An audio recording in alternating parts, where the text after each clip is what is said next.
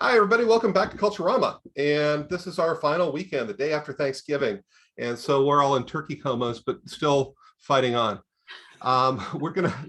Today we've got Kendall Johnson, who is a philosopher and a psychiatrist and a writer and a painter and a educator and a whole bunch of things.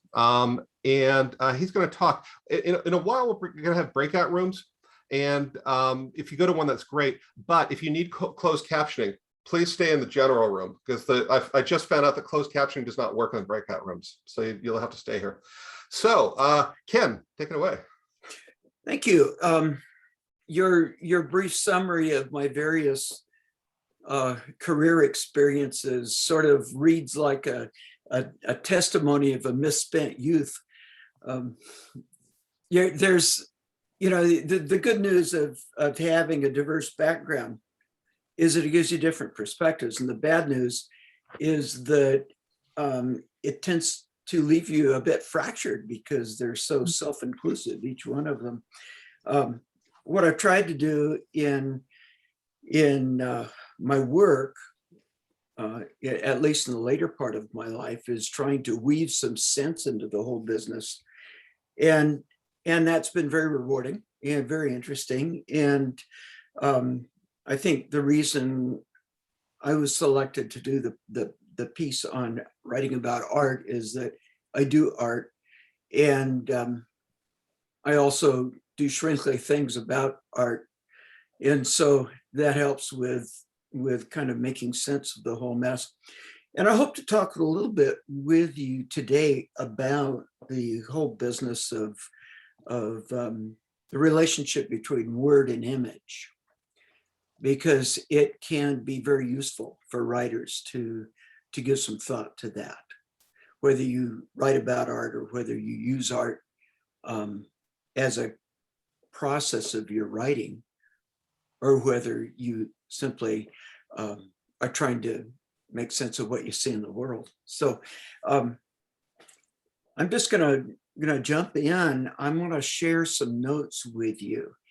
And I'm going to do that to start with. I hope you're recovering from your tryptophan high or low, as the case may be. And I appreciate you being here this morning. I really do, because it's hard to get up the day after Thanksgiving. Okay, so let me share some notes that I have with you. And I'm going to do this in order to kind of pick away at this business about image versus word and the connection between them and how to work within that. So let me share screen with.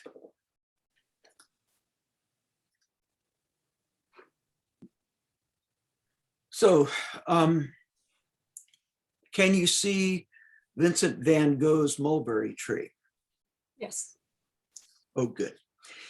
So I wrote a book a couple of years ago about Vincent van Gogh. He's long been my favorite painter. And I don't paint like Vincent does, but I sure like the way he does it. So we're going to take that image, and when we talk about writing, doing creative work about art.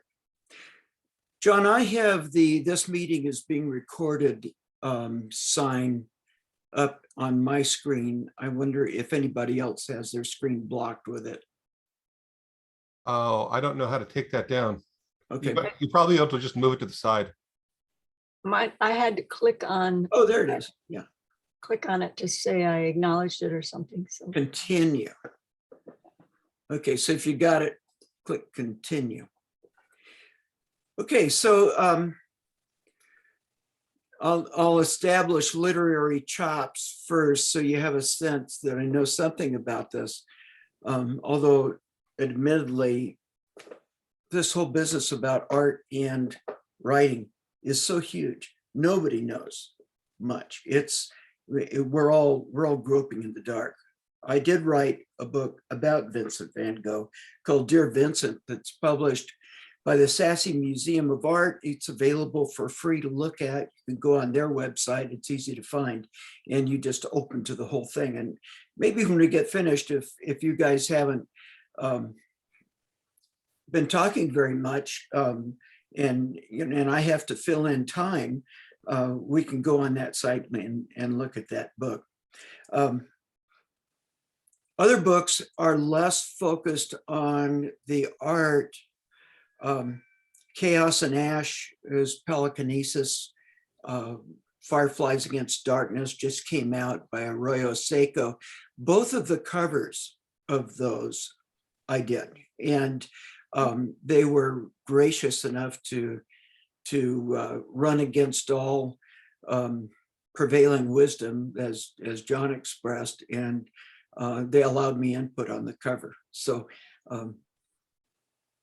those are fun. Black Box Poetics, the same way.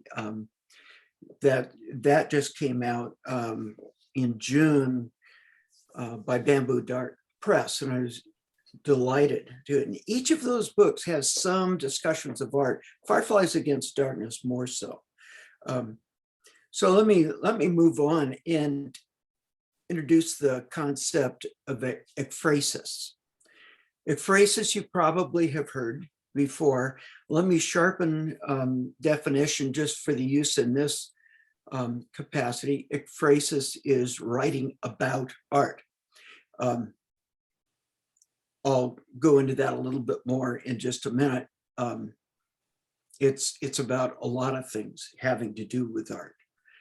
So I'll give you an example of ekphrasis, and this is from that Vincent van Gogh book. In that book, I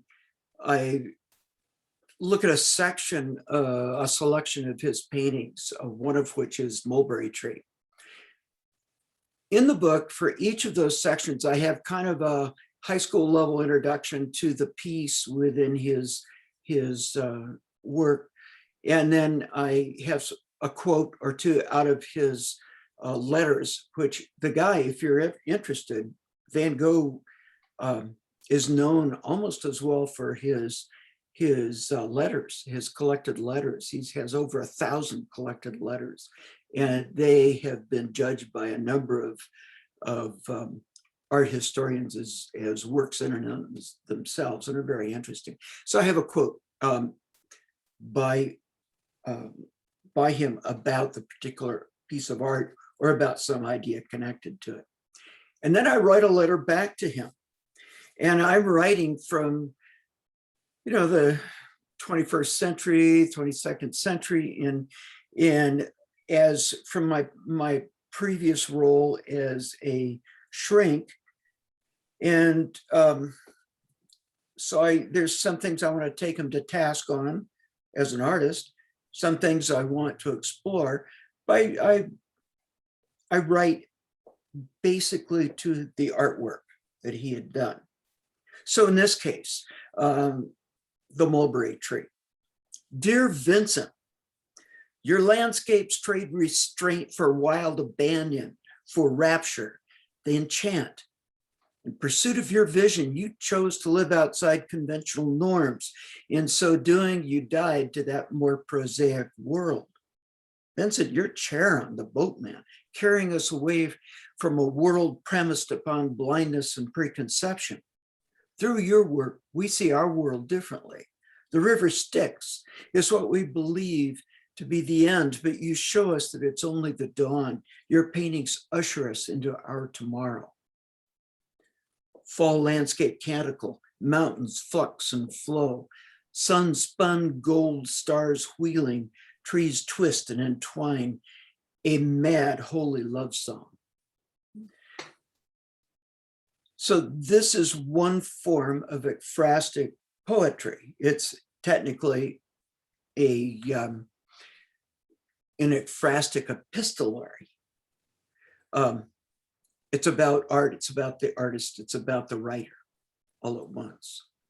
And what I want to do by reading this, I want to show you how it's amazing the liberties you can take writing about art, because not only does it open whole perspectives, but it allows us to to see the artwork differently, to see ourselves differently and the world differently. And that's what this is about. I also want to point out that I did this epistolary, like most of them in that book, in haibun form.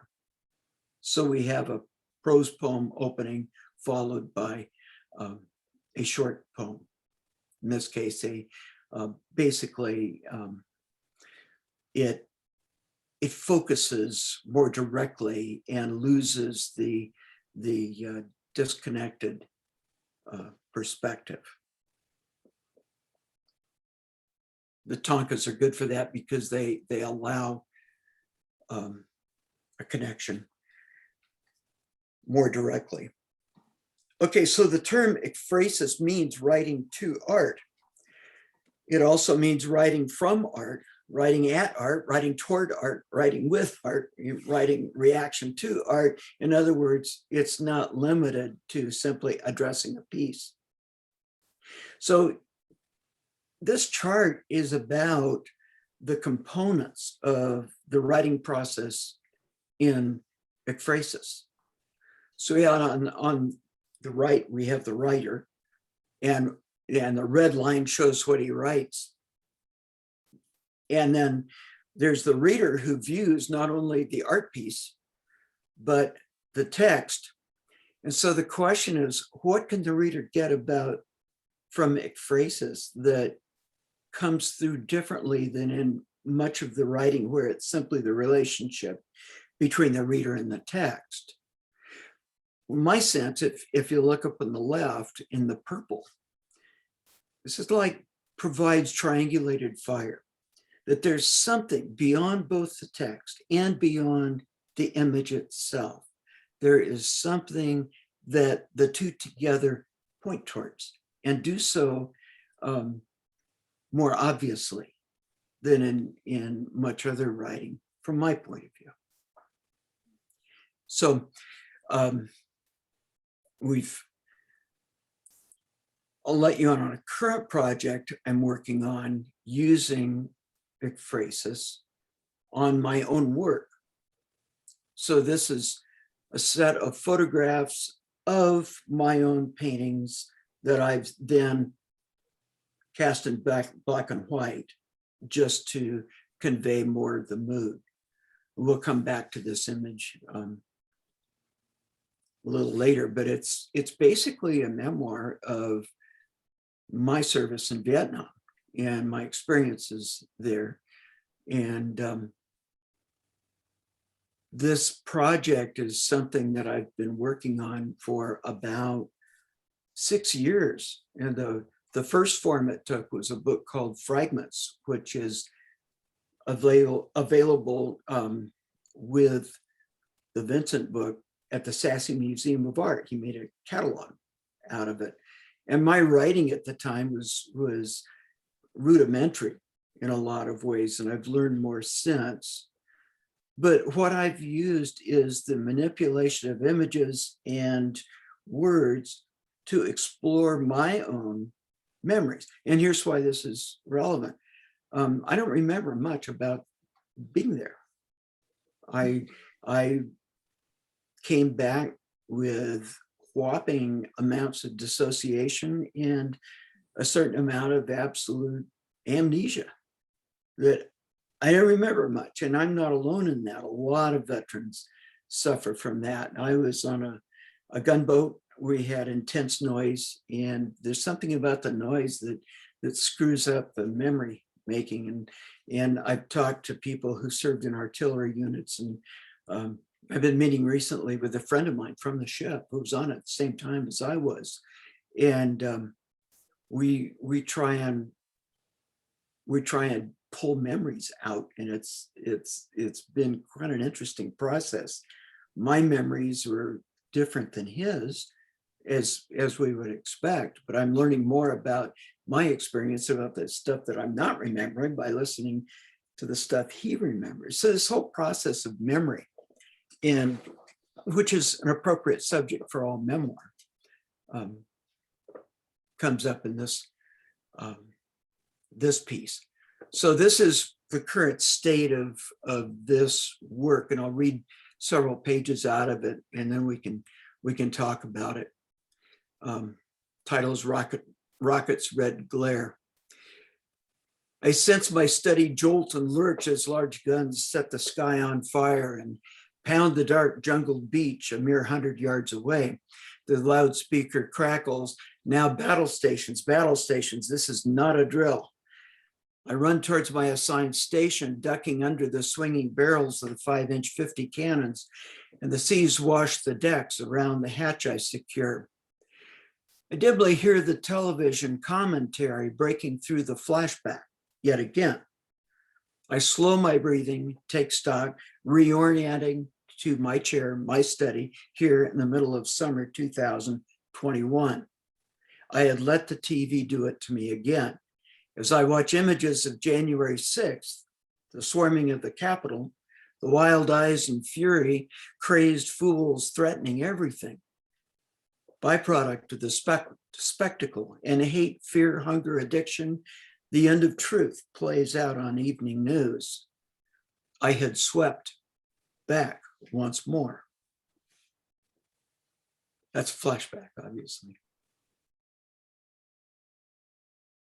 Big year 1967, the run up to 68, the war in Vietnam was expanding.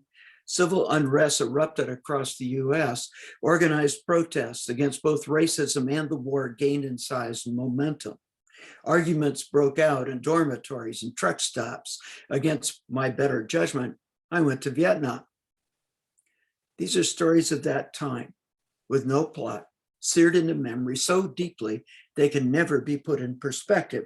They stand as absurd flash photos lined in an album of such images, named, perhaps, sometimes described, but never connected. They are unlikely to find their place into the warp and weft of causation, relationship, time, or value. I carry these images, some of them, in a small book set apart.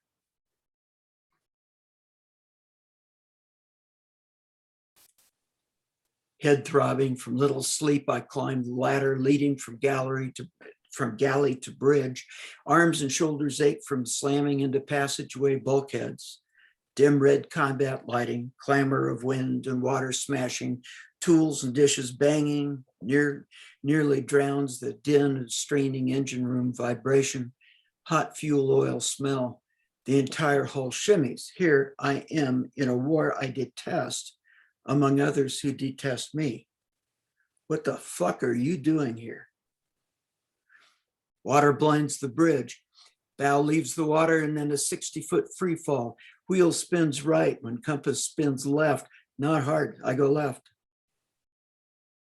Meanwhile, stateside, when he originally turned down party nomination for the 1968 elections, George Romney questions the buildup in Vietnam. He said that during a trip in country in 1965, he'd been subjected by the military to a brainwashing by generals and by the diplomatic corps.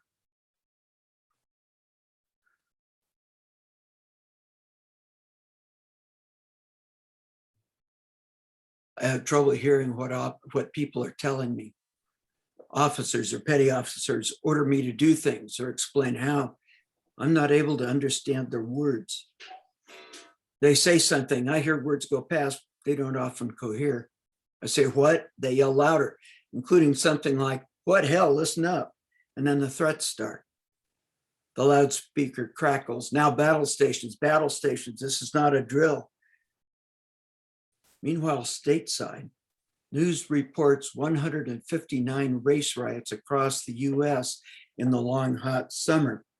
Some, including Newark and Detroit, are described as battles.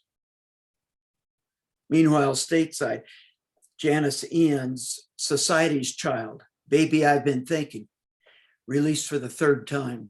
The song tells a decision to break up an interracial romance because it challenges social norms. A photograph taken during this time shows her hanging out with Judy Collins and Leonard Cohen.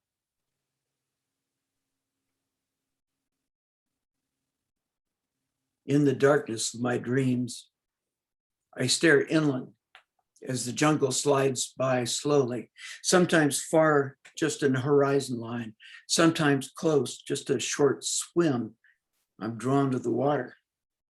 When I break through the trees, the reflected moonlight reveals sandbar leading to a large rock some way out. Vegetation grows high on either side, forming tall sides reaching upward. I smell deep moisture. Star and moon form a strip of light. Across the heavens, I wait, crouching in the shadows, watching, feeling an oncoming presence. The shadow of an owl passes swiftly. Another cloud comes over the moon.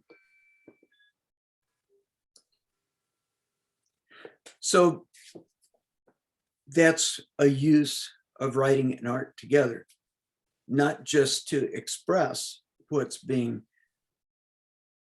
what I as author am trying to say, but also helping me as author delve into material I have locked away.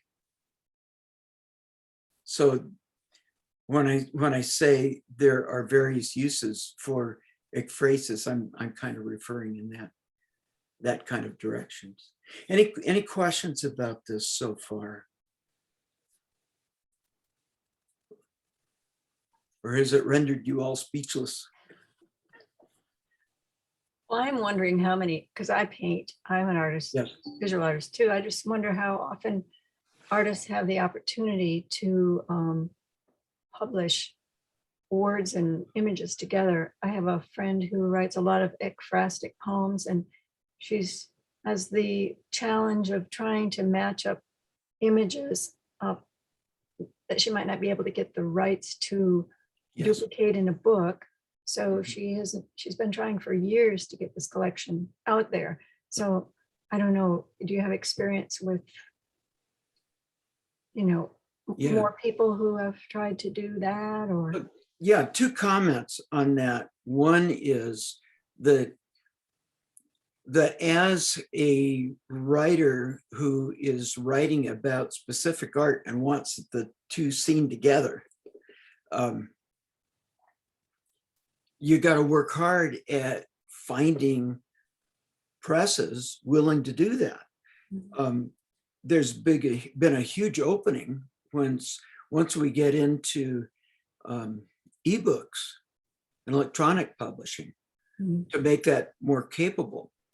But one of the things I want to stress is that you don't have to be a good artist to do that.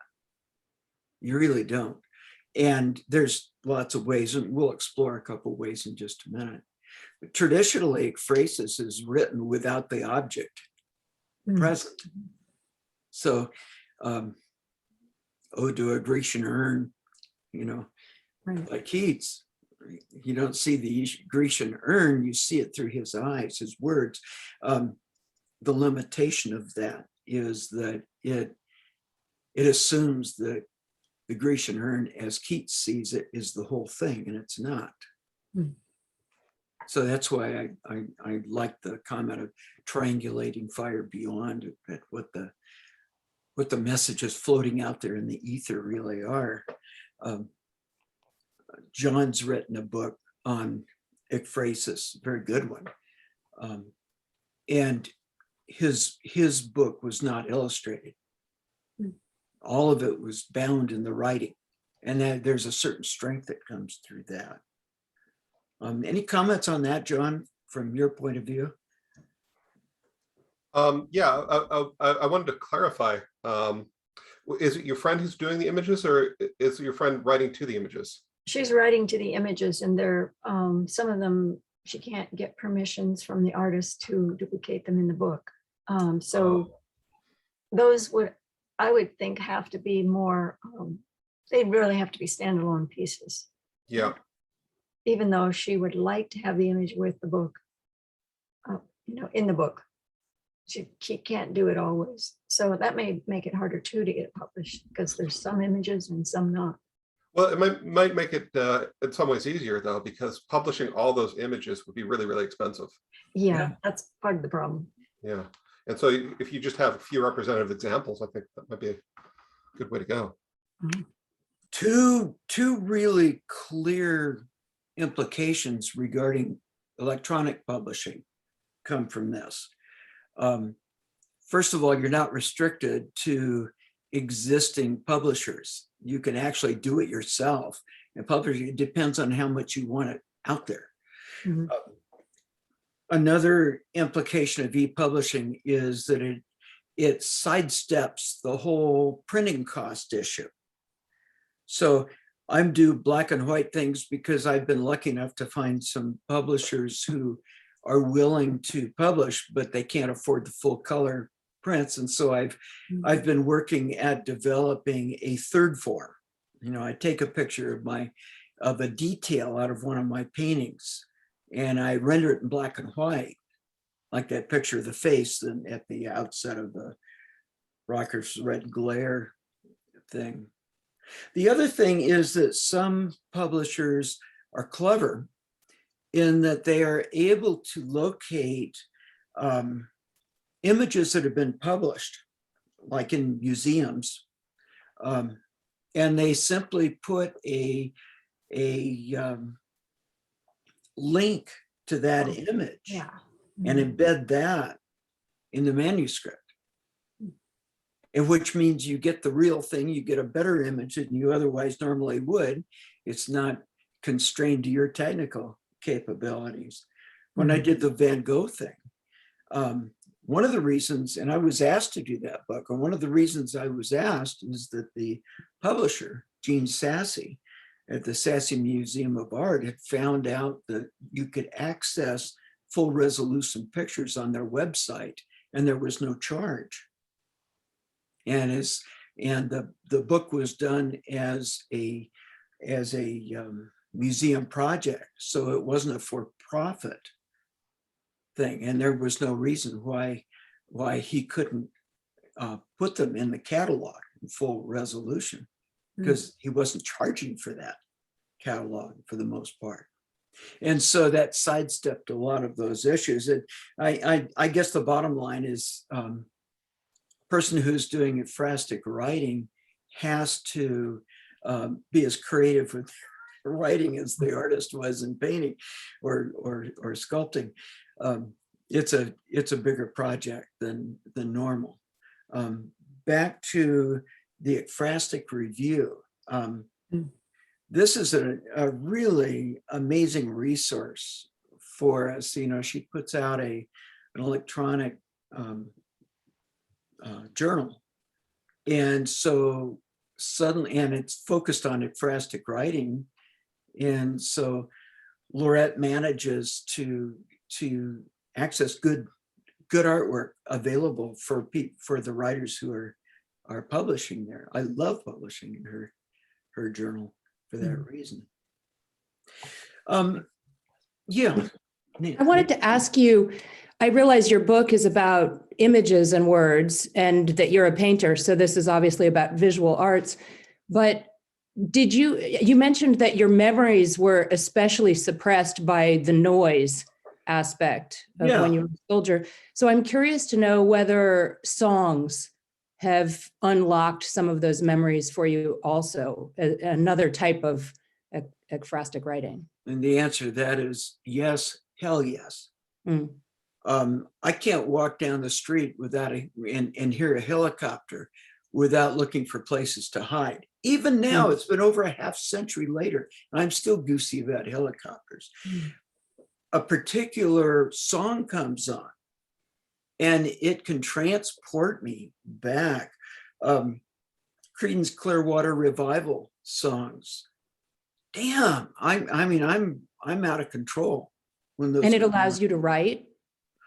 It can be a powerful stimulus for writing, because it opens the channels between my current ego-based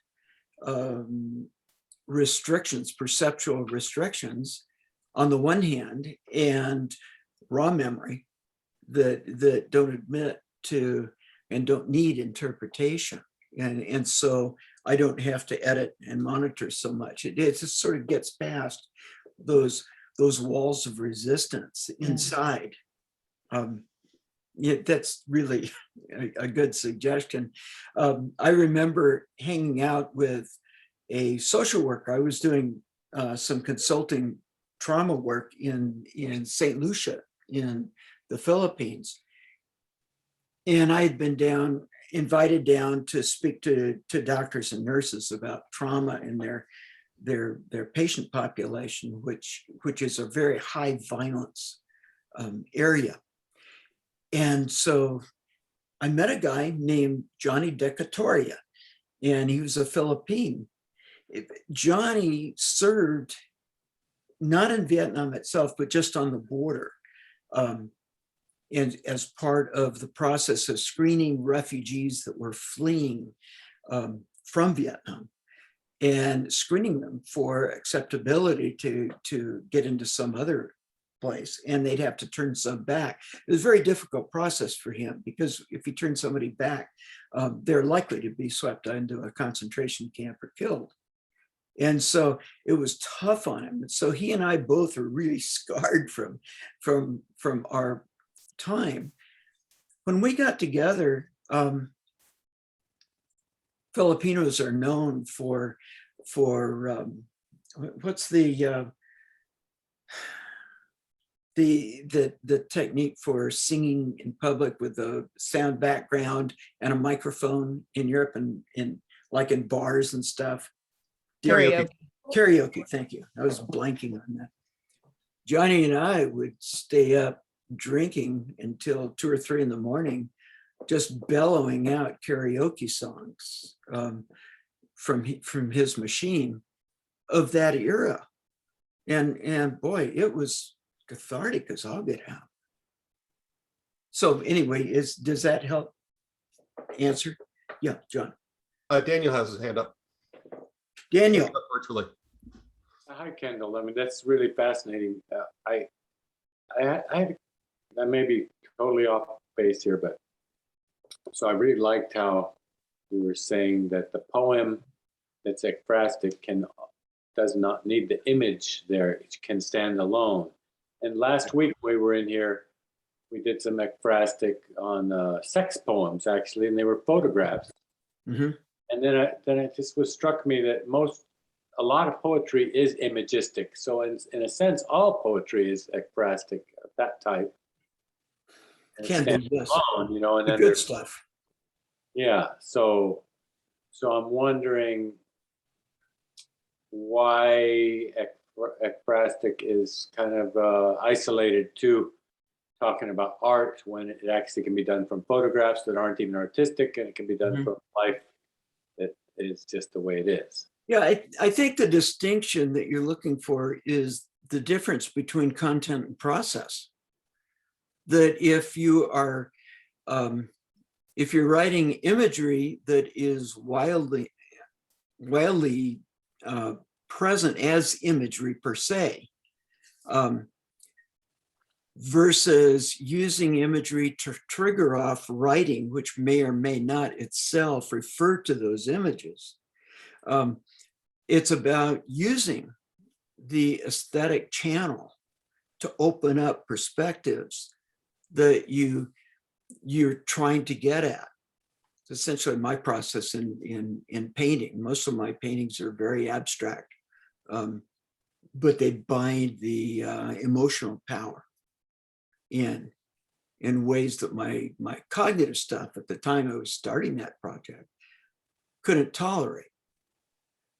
But then I'd try and stay with the emotions. So that's the process considerations. And I think that's where what you're getting at in your question, that the poetry, particularly, or any writing, particularly imagistic writing, channels that aesthetic energy, enlivening the work itself.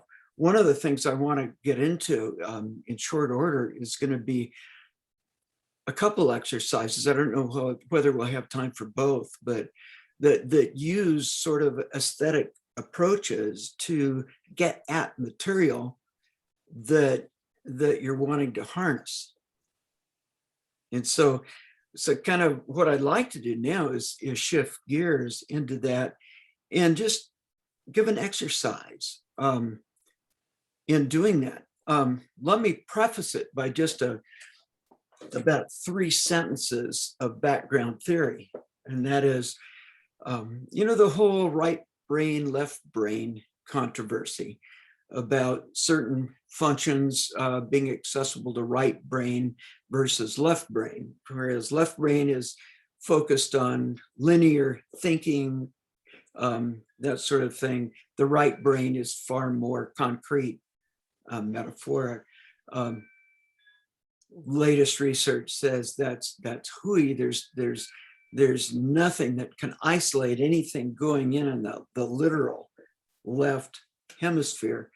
It's correlated with a particular cognitive style versus the right hemisphere. But if you change that language and not talk about locations in the brain, but rather talk about modalities of conceptual work, then it starts retains its energy. And I want to tap in on that and show you something that I've used a lot in getting to stuff that I've had trouble with articulating. So I'm gonna screen share again, and I'm gonna have you write to do a piece of ekphrastic writing, not a finished piece, not a full piece, but just start out, just get a couple sentences or a couple just impulsive ideas that you would trot out, follow up later if you were interested. There was a book called Writing from the Left, Drawing from the Right Side of the Brain. And this lady outlined a whole how to draw program that she helped people draw better, faster. A psychologist adapted some of that stuff. And Lucia Capicchione has written a series of books. And I interviewed her once, and she contributed a chapter to a revision of a book on child trauma I was writing at the time. And I found it very interesting and very helpful, my own work. Basically, what this technique does is helps you enlarge perspective. It lets you pull from different sources, from either memory or emotional resources, different ways of looking at things, and stuff that's stuck at a particular developmental level, but it just can cut through that. It can help in problem solving. It can help in your regrouping, strategizing. So that's what's behind it. It's the writing with the non-dominant hand. So what I'd like, if you could find a piece of paper and a pencil, then all I'm going to ask you to do is with your dominant hand, if you're right hand, write with your right hand. You're going to write, "Dear inner self, what do you see, feel, and remember?"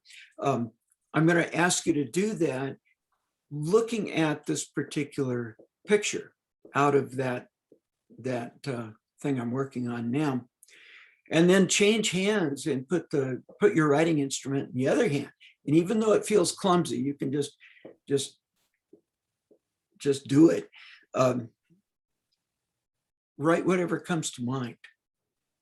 So you're tapping into a whole different set of cognitive modalities when you do that. It's easier than it is to talk about it. I'll show you. So I'm going to share the screen again. And here we go.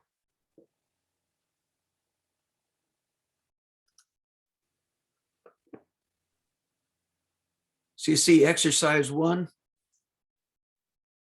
Feedback, anybody see it? Yes. Okay, so exercise 1, you're going to look at this picture, and with writing with your dominant hand, you're going to say, Dear inner self, what do you see, feel, and remember? Looking at that picture, what's triggered off by that? And then with your non-dominant hand, you're going to answer that question and see what comes up. And what you write may be totally disconnected with what you're thinking. It may be new stuff, it may be old stuff that's reinforced. And what I'll ask you to do is share, when we get into small groups, share a little bit about not necessarily what you wrote, but about the experience of doing it, what it felt like to do it. Does anybody have any questions about the intent of this? Or does it seem pretty obvious? Okay, so we have a very ambiguous picture here. And you're going to be, you could just put a question mark with your dominant hand if you want to, and not write out the whole hoo-ha, but then change hands with your writing instrument and just write whatever comes out as you've looked at this picture. Descriptions of what you see, descriptions of what you imagine, descriptions of what you're feeling. 2 or 3, we'll spend about 5 minutes doing this, and then another 10 minutes or another 5 minutes in group.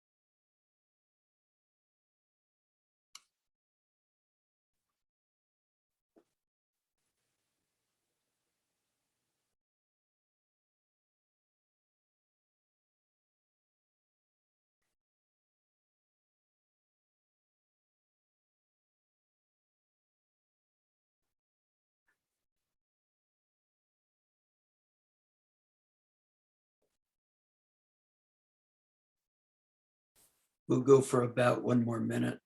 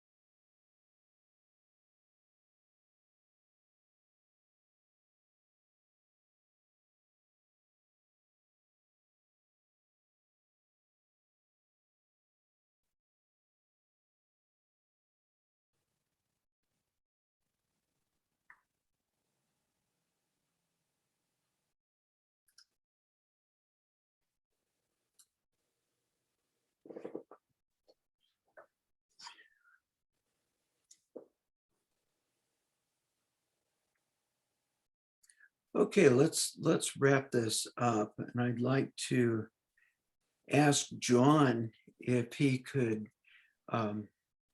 set up some private rooms. If you need to have captions, then please make sure he knows that and stay in the same this group. Otherwise, maybe groups of 3, John. Okay. It's going to take me just a couple moments here. Okay. It looks like there's several people who are trying to write more than they're allowed to. It means they're good people. Yeah, they're the good ones. They get A's.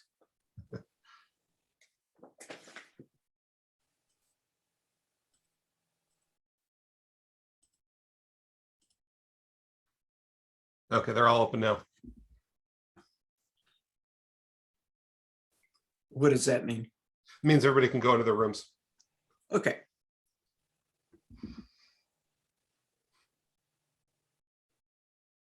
So we're going to take about, another 5 minutes in rooms.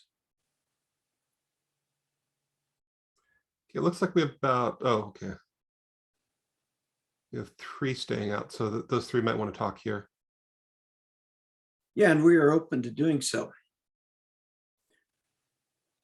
Those of you not in rooms, is there stuff that any reactions you had to doing this? That did you get anything out of it?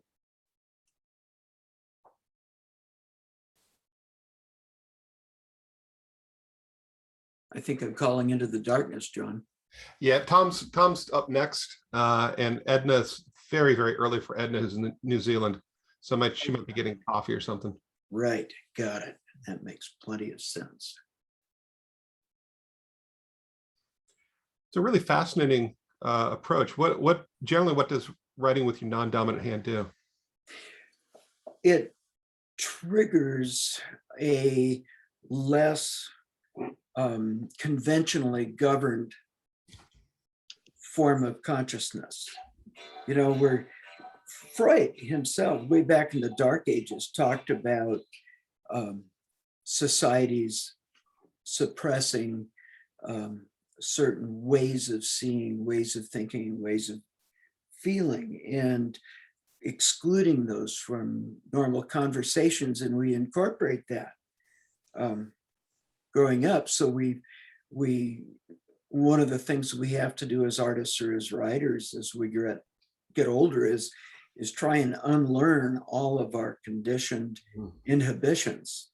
And this, using a different modality, shapes the brain and facilitates a kind of circumventing those inhibitions. So it can be a very deep experience and a very enlightening experience for some. It can also be scary for some. They get into stuff they don't want to get into because it's so close to the surface anyway. Oh, I see. Yeah. Oh, that's interesting. I bought myself a dry erase mat. So did you? Yeah, and it's been interesting. I've been doing some interesting experiments with writing, just erasing sometimes copying. Yeah. Probably the non-dominant hand thing. Is there any way you could adapt it for use in this context? You mean in the Zoom conferences as presentation? Yeah, I mean, if you wanted to demonstrate that, there is a dry erase board, fake in there. When you share a screen, you can choose that option. Oh, okay. But then you have to write with your left hand using a mouse. So yeah, that'll open up all sorts of things. Yeah. Boy, there's so much of this for somebody like myself who's pretty thoroughly technically challenged. Boy, that's intimidating to do it in front of a group. Yeah, when We don't like to demonstrate our incompetence, you know. Some people do. well, you know what it's like, having taught all those years. After a while, people just like, yeah, Grandpa over there is going to take a long time to get. Exactly. They just go out for coffee. And Hey guys, Hey, Tom. hi, Tom. How are you? thought I'd log in just to hear you talk. I showed a picture of fireflies earlier Oh, nice. and bragged about it. Oh, that's good. Great book. Thank you, sir. I really appreciate that. Oh, I've had a rough week. Oh, Michelle has a UTI. Oh, dear. So we sent her into the hospital. Yeah. But she's doing better. that's great. Rumor had it she'd be back today, but maybe not. Oh, I hope she is. So yesterday we were supposed to our son and daughter-in-law and granddaughter were down from Seattle this week, and they were supposed to be here for Thanksgiving. I was going to prepare a meal and all this stuff. And so they came by the hospital yesterday, and the hospital only lets, this is Memorial in Long Beach, they only let one person per day come into the hospital. So I gave up my day yesterday. Wow. Oh, And then we sat outside to talk with the rest of the family, and Mhm. and we did a little Zoom call so she could talk to the girls. But it was nice seeing them. well, anytime you have to split, just do so, and I'll take your part over. Oh no, I'm good. I'm good. She's like, matter of fact, she was talking with the nurse yesterday about it. She goes, "Okay, don't have him come in the morning, and have him relax and make sure that he gets his thing done, and then he can come." So we talked. Maybe she'll sleep. John, I think it's probably time to start bringing them back. Would you like me to just close all the rooms? With sufficient warning, they might be into heavy conversation. Right in the middle of a talk. I'll give them a 2-minute warning then. How about a 1-minute warning? Okay, so the closing the breakout rooms just gives them a minute, so that's perfect. Oh, good. Okay. Great. Well, Thomas, it's good to see you.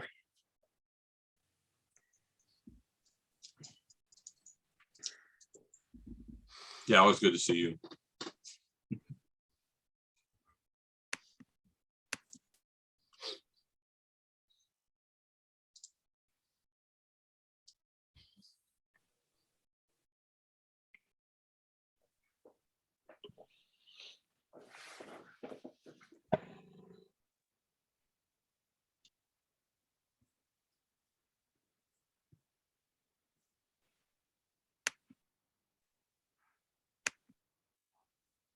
So, John, if you could let me know when everyone's back, I would appreciate that.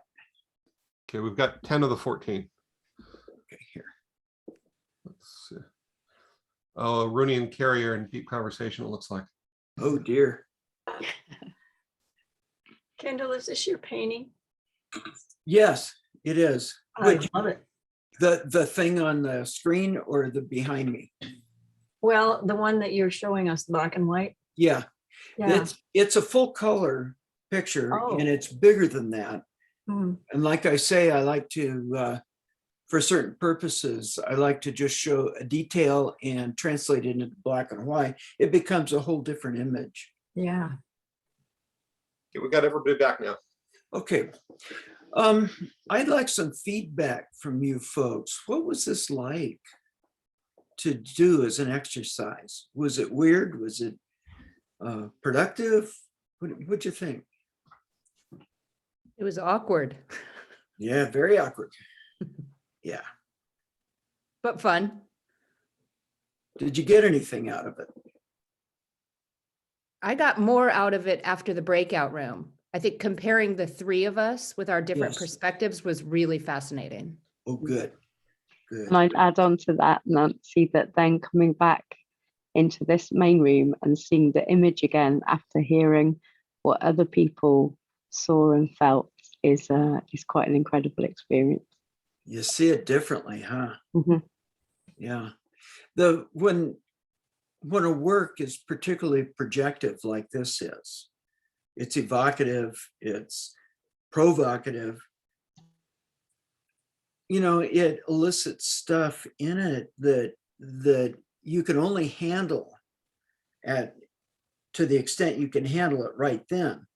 But then to hear other people handle it differently opens up possibilities for you.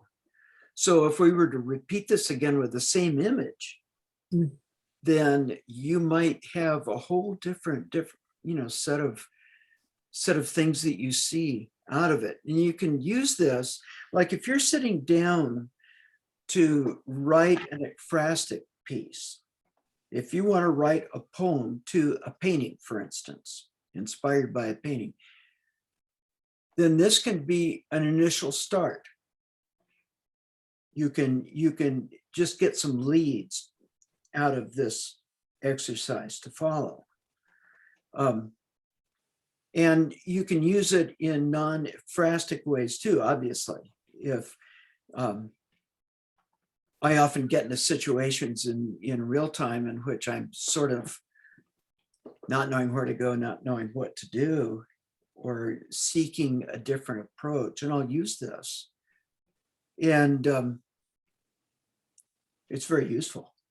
And the more you do it, the more facility you get into it. I've never gotten legible with my non-dominant hand. Of course, I've never reached legibility with my dominant hand either. That's just me. But with the non-dominant, what gets more expressive is my brain. That I jump back and forth better. Sometimes, like when I'm going to bed and I'm planning to write the next morning, I'll start out, you know, dear inner self, where can we go tomorrow? And just see what comes out then. And then that, for some reason, kicks off a process in my dream work, which follows all. And then I come out and I find that I get more and better stuff the next morning when I'm just writing. Any comments on this that anybody wants to make? Seems like one side of my brain is more optimistic and one side of my brain is less optimistic. That's very interesting. Yeah. And I was telling my group that my dominant hand writing, I tend to look at the center, and my non-dominant hand, I looked at I was talking about the periphery. Okay. So the periphery was more positive and the center was more negative. Huh. Yeah. Yeah. And particularly, I'm wondering if it could take time slices of your consciousness of all the turmoil that's going on right now on so many levels socially. If you could take a sample of that 3 years ago, as opposed to what's going on with you right now, it might reveal some very interesting ways to look at them. I don't know if I want to wait around in my psyche that much. Oh, I know. It's gets murky down there sometimes. Very. Okay, so let me go on to a kind of an adaptation of this dominance thing, and you can use the dominance and non-dominant hands in the following exercise if you want to, but you don't have to. But again, this is about approaching artwork as well as other things. And this comes from the old dog gallerist and the folks that really focused on the early stages of surrealism. And it's just using juxtaposition and seeing what emerges from juxtaposing two or more things that you didn't anticipate relating. And so if I'm just going to move down a page, there's no image attached. This is good for seeing things from wider perspectives, more surreal. By surreal, what we mean is non-normal perceptual sets. It's for accessing personal dimensions, seeing into social situations too. This is good for. And I want to call a potty break. You know, we'll take a couple minutes off to use restrooms, get more coffee. While you're up, see if you can find an old magazine with pictures that you don't mind tearing up. Failing that, we can do this with just drawing stick figures. And we could do it that way, either dominant-handed stick figures or non-dominant hand stick figures. And we're going to put them on separate pieces and arrange them in different juxtapositions and see what comes of it.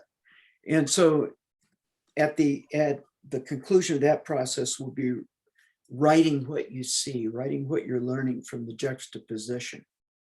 So potty break for a few minutes while I get coffee and try and find an old magazine that you can tear up if you've got one. If not, we can do stick figures. So I'll be back in about 3 minutes.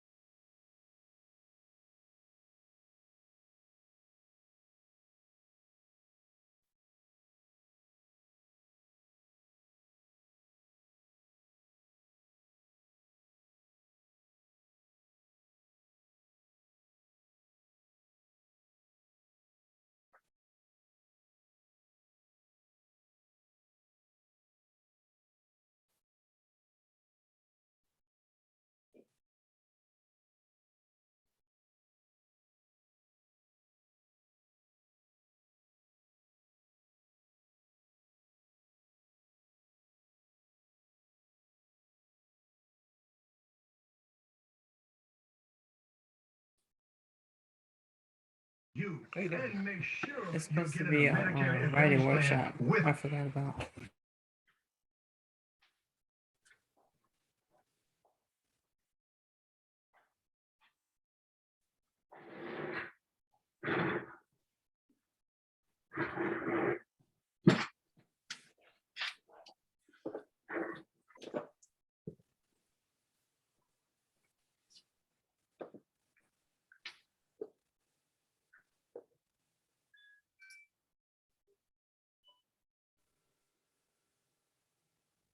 Ken, a couple of people are asking to see your original image. Oh, of that painting? Yeah. Yeah. I think the best way is to stop sharing this and then to go online to the catalog. That would get the best image rather than search through all my files. Makes sense.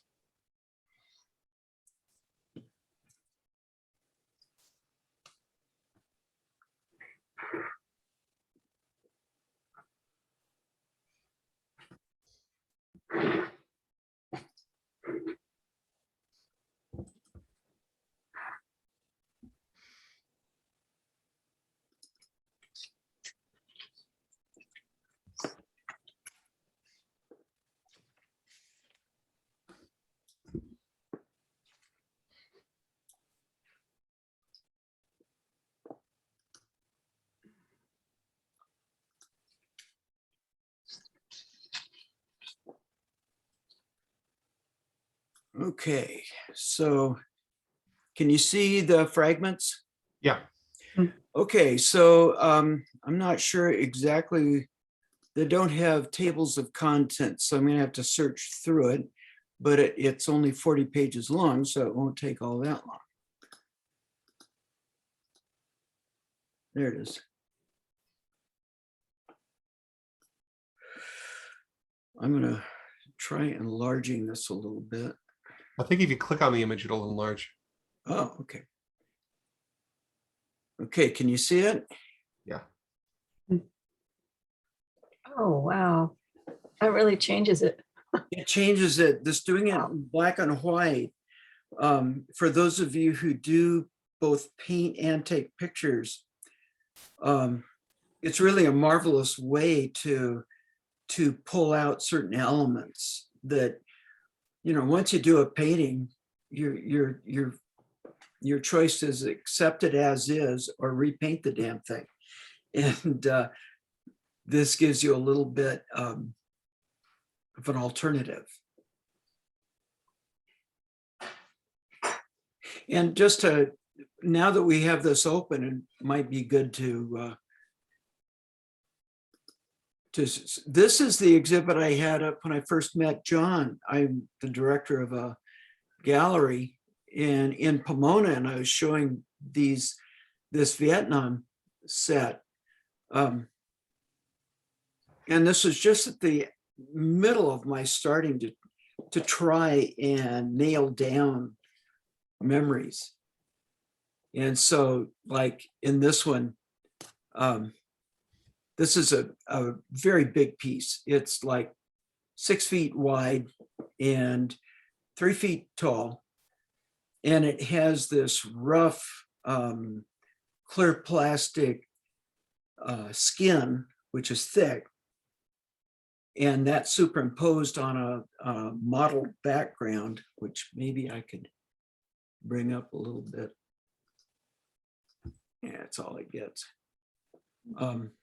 And so they were painted separately, and the holes, I took advantage of holes that are making holes out of bubble places. And this was about as this kind of a statement on the whole process of trying to sort memories. So I did a right hand, left hand writing exercise about it. And the left hand, you know, my conscious rational self is saying the semi-clear plastic surface overlies mottled gray background standing as memory over the territory it seeks to illuminate. Yet the surface is not clear, but marked with gestural slashes, squiggles, letters. Colors range from forest greens to adobe red, black, Payne's gray to white. The markings were done rapidly, almost like a surrealist automatic writing with brush and drip paint. The plastic surface is worn, fractured, has large gaps where the gray background shows through. If the plastic section is memory, that memory is not complete. It stands as partial, blurred, alternately intense and vague. That's my rational cognitive self talking. And the other part, the right brain, wrote about the same painting at the same time. It said chaos, people, symbols, red dirt, green foliage, blown out areas. The background is worn and scratched. I don't know if this painting more deeply shows the entire war, my state of mind during the war, or my memory of the war, my experience during the painting, part horror, part gleeful abandon. Tears come, as does relief. It's a whole different cognitive interpretation. So in any case, let's get this back down.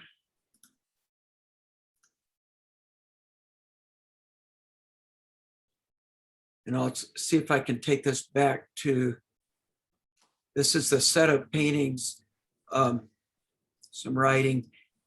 And this is how the cover looked, and it's derived from the same painting. So what I'd suggest is that, this whole museum approach has been very helpful for me. It gave me the opportunity to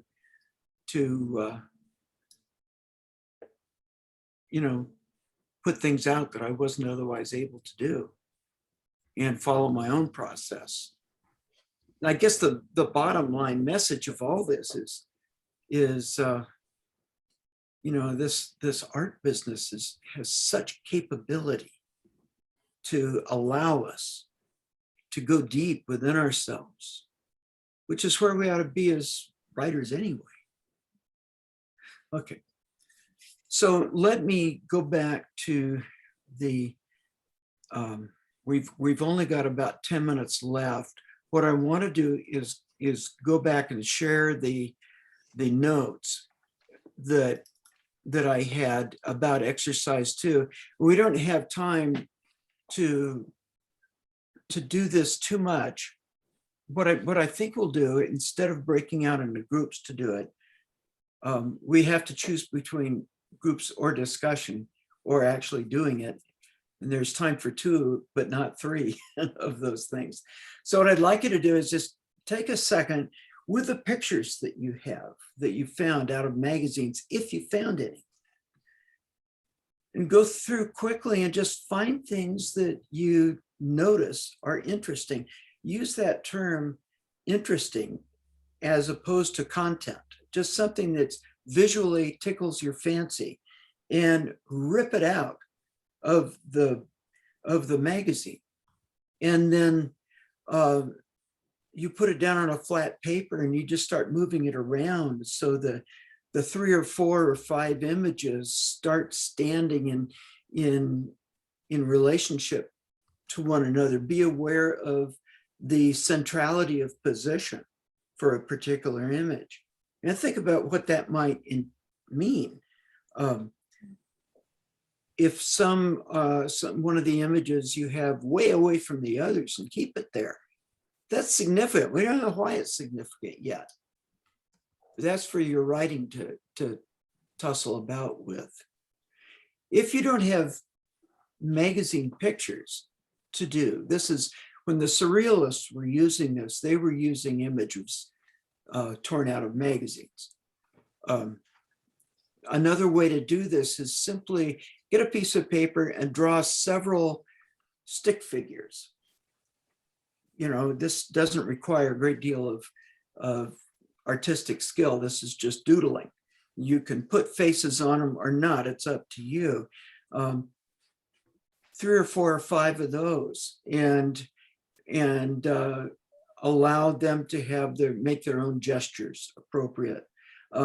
If you do your sketching with your non-dominant hand, your stick figures are going to look worse than usual, but they're going to be more interesting. And then you tear them out of that piece of paper so you can move them around. And like the images, you put them in juxtaposition to one another, and you note the relative positions. You look for significance in their positioning, their relative size, their dominance, and what they mean. And you let your writing do the speculating about that. If you're doing families, for instance, you can let the size of the drawing dictate their relative power within the family system. You can use their spatial orientation to denote their centrality within the family network. And what I'm suggesting is that there's a lot of things we can use using art, which essentially demonstrate the incredible capacity art has to help us make sense of our world and ourselves in it, and to turn that into creative word use. Questions? Anything else you want to ask about, talk about, either about this exercise or about anything that we've talked about so far?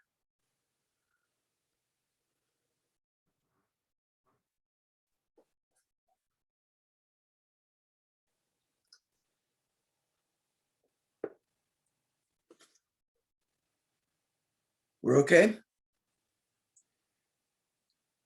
Well, I'm about out of gas, folks.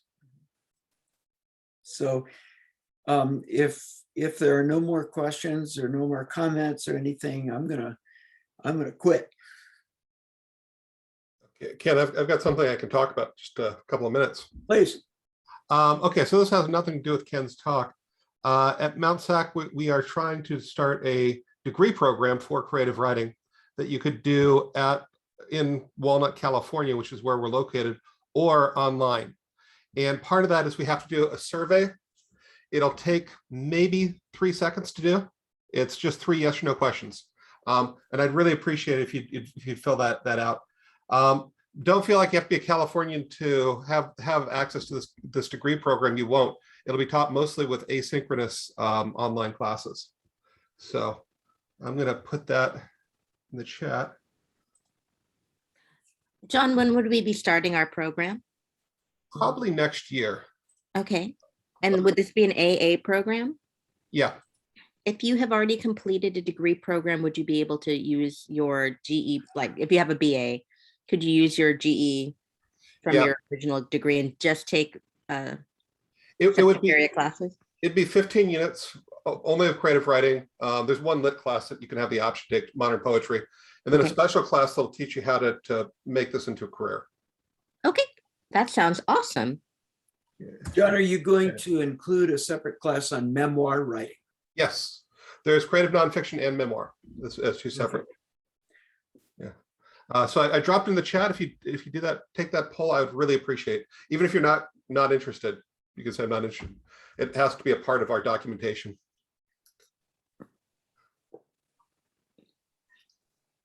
What is ELCW? Oh, English Literature and Creative Writing Department. Okay.